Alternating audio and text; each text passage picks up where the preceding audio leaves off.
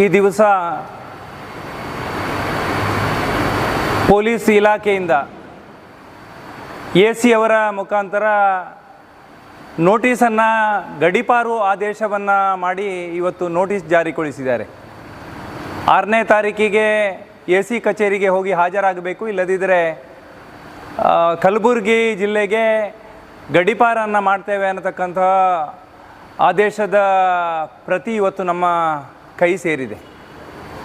ಸಿದ್ದರಾಮಯ್ಯ ಸರ್ಕಾರ ಕರ್ನಾಟಕದಲ್ಲಿ ಬಂದ ನಂತರ ನಿರಂತರವಾಗಿ ಹಿಂದೂ ವಿರೋಧಿ ಧೋರಣೆಗಳು ಮತ್ತು ತುಷ್ಟೀಕರಣದ ರಾಜಕಾರಣ ನಡೀತಾ ಇರುವಂಥದ್ದು ನಮಗೆಲ್ಲರಿಗೂ ಗೊತ್ತಿದೆ.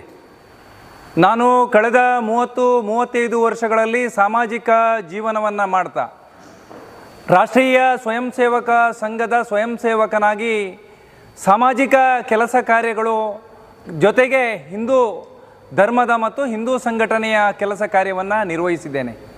ಯಾವುದೇ ರೀತಿಯ ದರೋಡೆ ಕೊಲೆ ಪ್ರಕರಣಗಳಲ್ಲಿ ನಾನು ಶಾಮೀಲಾಗಲಿಲ್ಲ. ನನ್ನ ಮೇಲೆ ಕೇಸುಗಳು ದಾಖಲಾಗಿದ್ದರೂ ಕೆಲವೊಂದು ಧಾರ್ಮಿಕ ವಿಚಾರಗಳು ಸರ್ಕಾರದ ವಿರೋಧ ಆದಾಗ ಪ್ರತಿಭಟನೆಯ ಸಂದರ್ಭದಲ್ಲಿ ಆಗಿದ್ದಿರ್ಬೋದು, ಅಥವಾ ಗೋಹತ್ಯೆಯನ್ನು ಮಾಡತಕ್ಕಂಥ ಸಂದರ್ಭದಲ್ಲಿ ಅದನ್ನು ವಿರೋಧಿಸ್ತಕ್ಕಂಥ ವ್ಯವಸ್ಥೆ ಇರ್ಬೋದು. ಸಾಮಾಜಿಕವಾಗಿ ಬೇರೆ ಬೇರೆ ವಿರೋಧಗಳು ಬಂದಾಗ ಆ ಸಂದರ್ಭದಲ್ಲಿ ನೇತೃತ್ವವನ್ನು ತಗೊಂಡ ಸಂದರ್ಭದಲ್ಲಿ ಆಗಿರತಕ್ಕಂಥ ಕೇಸುಗಳಾಗಿದೆ ಹೊರತು ಇನ್ನಿತರ ಯಾವುದೇ ಕೇಸುಗಳು ನನ್ನ ಮೇಲೆ ಇಲ್ಲ. ಇವತ್ತು ಅತ್ಯಂತ ಯಶಸ್ವಿಯಾಗಿ ಸನಾತನವಾಗಿರತಕ್ಕಂತಹ ಧರ್ಮದ ವಿರುದ್ಧ ಮತ್ತು ಆ ಕಾರ್ಯಕರ್ತರನ್ನು ದಮನ ನೀತಿಯ ಕಾರ್ಯವೈಖರಿ ಇವತ್ತು ಸರ್ಕಾರದ ಮುಖಾಂತರ ಆಗಿದೆ.